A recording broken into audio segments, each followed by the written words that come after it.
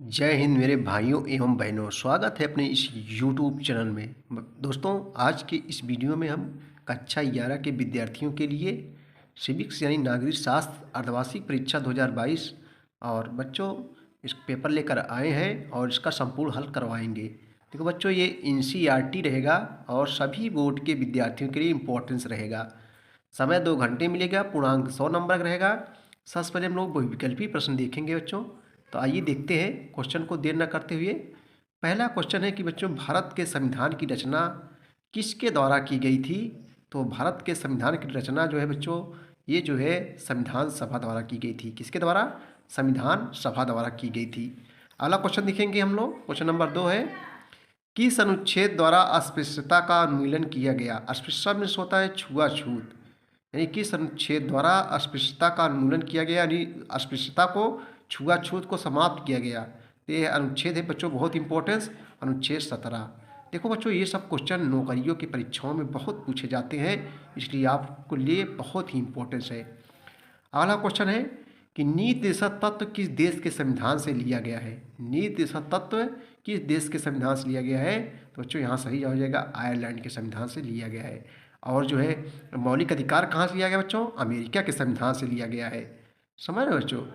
मौलिक अधिकार कहाँ से लिया गया है? अमेरिका के संविधान से लिया गया है। और मौलिक कर्तव्य कहाँ से लिया गया है? रूस के संविधान से, यानी पूर्वी सोवियत संघ रूस के संविधान से लिया गया है। अगला क्वेश्चन है बच्चों, मौलिक अधिकारों की संख्या कितनी है? मौलिक अधिकार यानी वास्तविक, मूल माने क्या होता है? मूल माने वास्तविक, मौलिक अधिकारों की संख्या कितनी है? तो बच्चों वर्तमान में मौलिक अधिकारों की संख्या 6 है। कितनी? 6। पहले कितनी थी बच्चों? पहले 7 थी, लेकिन संपत्ति के अधिकार को एक संशोधन किया गया जिसका नाम संपत्ति का अधिकार 44वें संविधान संशोधन अधिनियम 1978 के द्वारा बच्चों संपत्ति के अधिकार को समाप्त कर दिया गया। अब सिर्फ कितने अधिकार रह गए हैं? 6। 7 से संपत्ति, 7 से समाप्त। समझ रहे हो? ऐसे याद कर लेना। राष्ट्रपति का चुनाव लड़ने की न्यूनतम आयु कितनी होनी चाहिए? तो राष्ट्रपति का चुनाव लड़ने के लिए बच्चों न्यूनतम आयु जो है 35 वर्ष होनी चाहिए। राज्यसभा का सभापति कौन होता है? तो राज्यसभा बच्चों जानते हो 2 सदन है, लोकसभा, राज्यसभा। राज्यसभा क्या है? ये बच्चों हमारे उच्च सदन है। और राज्यसभा का सभापति कौन होता है? जो हमारे देश का उपराष्ट्रपति होता है, वही जो है क्या होता है? राज्यसभा का सभापति होता है। समझ रहे बच्चों? जो उपराष्ट्रपति होता है वो राज्यसभा का सभापति होता है। तो आइए अगला क्वेश्चन देखेंगे, केंद्रीय मंत्रिपरिषद किसके प्रति उत्तरदायी होती है? तो केंद्रीय मंत्रिपरिषद जो है ये लोकसभा के प्रति उत्तरदायी होती है। किसके प्रति बच्चों? निम्न सदन लोकसभा के प्रति उत्तरदायी होती है। भारत के संविधान का रक्षक कौन होता है? तो सर्वोच्च न्यायालय बच्चों। भारत के संविधान का रक्षक सर्वोच्च न्यायालय, उच्च न्यायालय दोनों होते हैं। अगर उच्च न्यायालय यहाँ होता तो उच्च न्यायालय सही होता। भारत के संविधान का रक्षक जो है सर्वोच्च न्यायालय, सुप्रीम कोर्ट जिसे कहते हैं, उच्चतम न्यायालय भी कहते हैं। सर्वोच्च न्यायालय बच्चों कहाँ है? ये नई दिल्ली में स्थित है। लिबर्टी शब्द की उत्पत्ति किस भाषा के शब्द से हुई है? तो लिबर्टी शब्द की उत्पत्ति बच्चों ये जो है लैटिन भाषा के शब्द से हुई है। अगला क्वेश्चन है, ए ग्रामर ऑफ पॉलिटिक्स के लेखक कौन है? तो ए ग्रामर ऑफ पॉलिटिक्स के लेखक हेराल्ड लास्की। हेराल्ड लास्की जो है ये सही जवाब इसका बी हो जाएगा। चलो बच्चों अब लोग 2 नंबर देखेंगे अतलगोत्रीय क्वेश्चन। पहला क्वेश्चन है, संविधान सभा के स्थायी अध्यक्ष कौन थे? तो बच्चों संविधान सभा के स्थायी अध्यक्ष डॉक्टर राजेंद्र प्रसाद थे। कौन बच्चों? डॉक्टर राजेंद्र प्रसाद थे, जो आगे चल के हमारे देश के जो है राष्ट्रपति भी बने। अगला क्वेश्चन देखेंगे बच्चों हम लोग। क्वेश्चन नंबर 12 है कि राष्ट्रपति के लिए निर्धारित योग्यता लिखिए। तो राष्ट्रपति की निर्धारित योग्यता बच्चों वही न्यूनतम आयु 35 वर्ष होते होनी चाहिए। कितनी वर्ष है? 35 वर्ष होना चाहिए। और भारत का नागरिक हो, आप लोग समझ रहे हो कि भारत का नागरिक हो, और उम्र कितनी होनी चाहिए? 35 वर्ष से कम ना हो। ये राष्ट्रपति के लिए योग्यताएं हैं। चलिए अगला क्वेश्चन देखेंगे हम लोग जो है, संसद के कितने सदन होते हैं बच्चों? तो संसद कितने सदन होते हैं? 2 सदन, लोकसभा, राज्यसभा। और संसद किससे मिलकर बनी होती है? लोकसभा, राज्यसभा और राष्ट्रपति, तीनों से मिलकर जो है संसद बनती है। और संसद में कितने सदन होते हैं? 2 सदन, लोकसभा, राज्यसभा।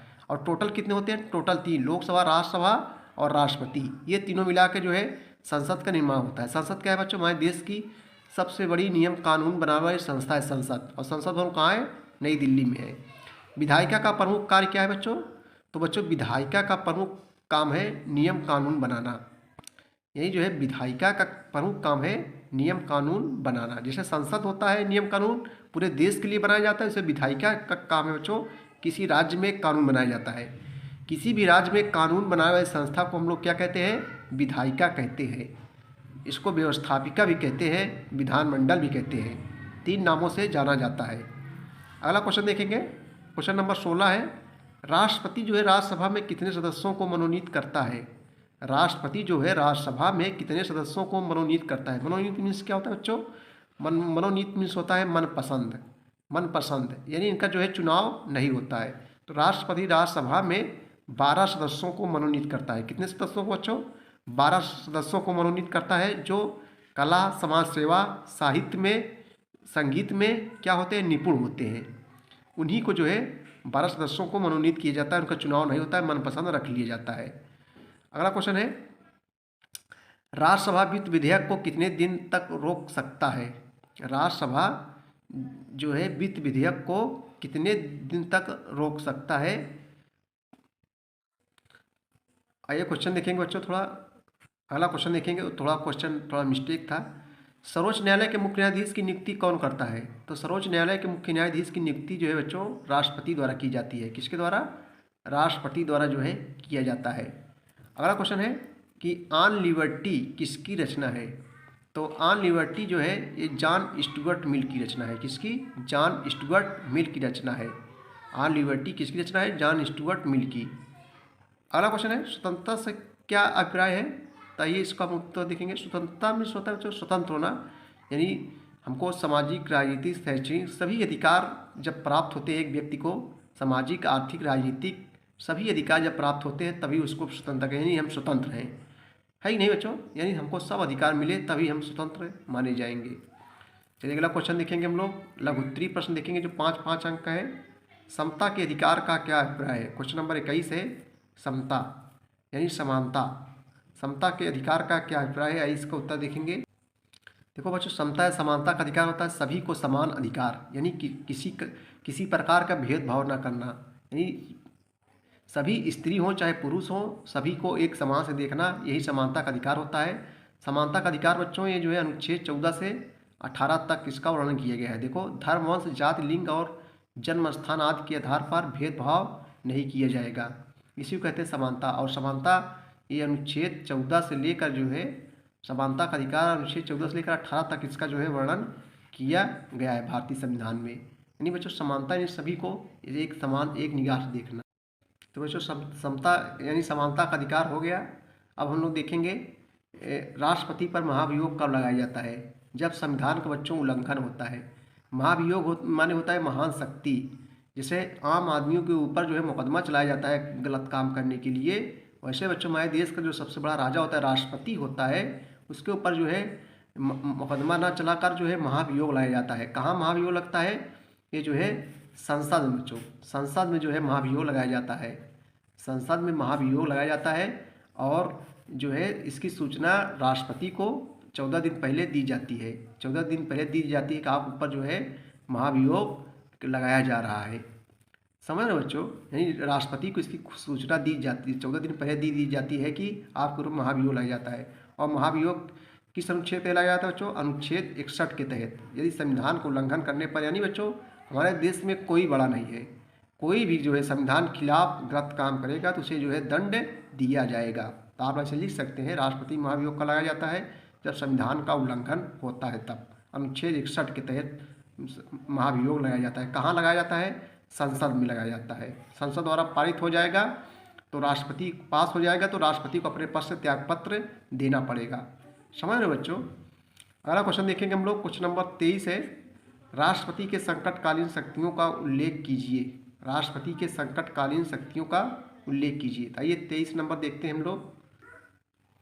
संकटकालीन में जैसे संकट आ जाता है तो जैसे मान लीजिए वायु आक्रमण हो गया या कोई मतलब कोई भी आफत आ जाती है तो राष्ट्रपति क्या करता है? मंत्रिमंडल से परामर्श लेकर, यानी अकेले काम नहीं कर सकता है, मंत्रिमंडल जो होता है उससे जो है परामर्श लेकर तभी आगे कार्रवाई करता है राष्ट्रपति।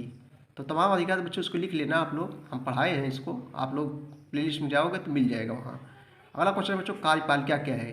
कार्यपालिका जैसे विधायिका न्यायपालिका, कार्यपालिका। सरकार के मुख्य रूप से 3 अंग होते हैं, विधायिका, कार्यपालिका, न्यायपालिका। तो यहाँ बच्चों तो है कार्यपालिका का, जैसे नाम से लग रहा है कार्यपालिका यानी जो है कार्य करना। कार्य कौन कौन करते हैं?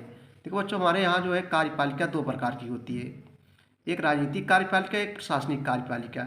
राजनीतिक कार्यपालिका के अंतर्गत कौन, जैसे मुख्यमंत्री, प्रधानमंत्री, राष्ट्रपति, जितने भी राजनीतिक हैं दल, विधायक, सांसद सभी आ जाएंगे। मुख्यमंत्री, केंद्रीय मंत्री, राज्य मंत्री, ये सब जो है बच्चों राजनीतिक कार्यपालिका होते हैं। और प्रशासनिक कार्यपालिका के अंतर्गत जैसे IAS हो गए बच्चों, PCS हो गए, लेखपाल हो गए, PCS अधिकारी, DM, DM, कलेक्टर, ये सब जो है प्रशासनिक अधिकारी, प्रशासनिक कार्यपालिका होते हैं। विधायिका कानून बनाती है और कार्यपालिका क्या है बच्चों, जो विधायिका कानून बनाती है उसका पालन करती है, यानी कार्यपालिका कार्य करते हैं। समझ रहे बच्चों?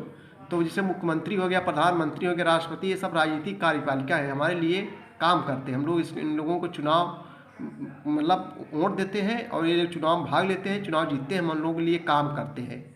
तो बच्चों राजनीतिक कार्यपालिका और प्रशासनिक कार्यपालिका आप लोग समझ गए होंगे। प्रशासनिक कार्यपालिका IAS, PCS, लेखपाल वगैरह सब आ जाते हैं। और राजनीतिक कार्यपालिका के अंतर्गत मुख्यमंत्री, प्रधानमंत्री, राष्ट्रपति, विधायक, सांसद, ये सब जो है राजनीतिक कार्यपालिका के अंतर्गत आते हैं। अगला क्वेश्चन देखेंगे बच्चों हम लोग, 25 नंबर है, न्यायिक सक्रियता से आप क्या समझते हैं? 5 नंबर का है, न्यायिक सक्रियता से आप क्या समझते हैं? तो आइए इसका उत्तर देखते हैं। न्यायिक सक्रियता से क्या समझते हैं? आइए बच्चों इसका हम लोग उत्तर देखेंगे। देखो 25 नंबर उत्तर है न्यायिक सक्रियता। ये देखो इसमें जो है 25 नंबर है, न्यायिक सक्रियता से आप क्या समझते हैं? 25 नंबर का उत्तर देखेंगे हम लोग। देखो बच्चों, निर्णय के माध्यम से व्यक्तिगत अधिकारों की रक्षा या विस्तार करने की न्यायपालिका में प्रथा है, जो स्थापित मिसाल से अलग है या स्वतंत्र होती है, या संवैधानिक या कानून के इरादे के विरोध में भी होती है। न्यायिक सक्रियता की अवधारणा लोकहित याचिका की जो है क्या है, अवधारणा से निकटता से क्या है बच्चों, संबंधित है। इसे कहते हैं न्यायिक सक्रियता। क्वेश्चन नंबर 26 है कि सामाजिक न्याय क्या है बच्चों? सामाजिक न्याय, जैसे नाम लग रहा है, समाज के लिए सभी को न्याय मिलना चाहिए। सामाजिक न्याय किसे कहते हैं? आइए देखते हैं। क्वेश्चन नंबर 26 है सामाजिक न्याय। देखो सामाजिक न्याय क्या बच्चों, अभिप्राय है कि मनुष्य के बीच यानी व्यक्ति के बीच सामाजिक स्थिति के आधार पर किसी प्रकार का भेद ना माना जाए। समझ रहे बच्चों? यानी सभी व्यक्ति समान है, किसी प्रकार भेदभाव नहीं होना चाहिए, किसी प्रकार का भेद ना माना जाए।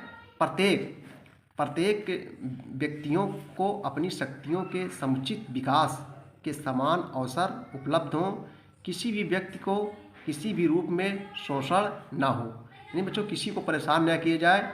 यही बच्चों क्या होता है, सामाजिक न्याय होता है, यानी सभी को न्याय मिलना चाहिए। ऐसा नहीं है कोई स्त्री है, पुरुष है, कि किसी दूसरे जात का है, कुछ नहीं, सभी व्यक्ति समान है, सभी को न्याय मिलना चाहिए, यही है सामाजिक न्याय। क्वेश्चन नंबर 27 है, किन्हीं 3 राजनीतिक अधिकारों को बताइए। उसके बाद बच्चों मौलिक कर्तव्य बहुत सरल है। सार्वभौमिक वयस्क, तो हम लोग देखें किन्हीं 3 राजनीतिक अधिकारों को बताइए। तो 27 नंबर का उत्तर देखेंगे हम लोग। देखो 3 राजनीतिक अधिकार, जैसे वोट देने का अधिकार, वोट देने और प्रतिनिधि चुनने का अधिकार हम लोग को होता है। नंबर 2 चुनाव लड़ने का, सभी चुनाव लड़ सकते हैं, कोई व्यक्ति हो लड़ सकता है चुनाव, बस उम्र होनी चाहिए। तीसरा है राजनीतिक पार्टियां बनाना या उनमें जो है शामिल होना। अगला क्वेश्चन बच्चों मौलिक कर्तव्य है। तो मौलिक कर्तव्य आप लोग पढ़ाए हम, आप देख लेना। उसके बाद में से 29 है सार्वभौमिक वयस्क मताधिकार से आप क्या समझते हैं?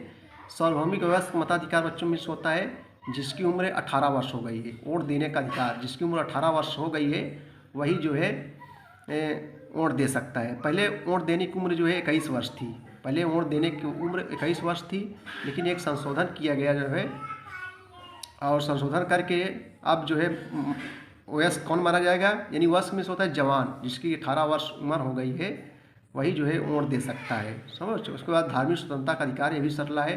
धार्मिक स्वतंत्रता का अधिकार यानी सभी को अपने अपने धर्म का प्रचार प्रसार करने की स्वतंत्रता है। सभी व्यक्ति अपने धर्म का प्रचार प्रसार कर सकते हैं, और किसी में यानी है किसी को रोक टोक नहीं है कि हिंदू है कि मुस्लिम है।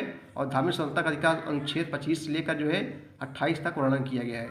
उसके बाद उत्तरी प्रश्न आएगा बच्चों 8 नंबर का, देख लीजिए।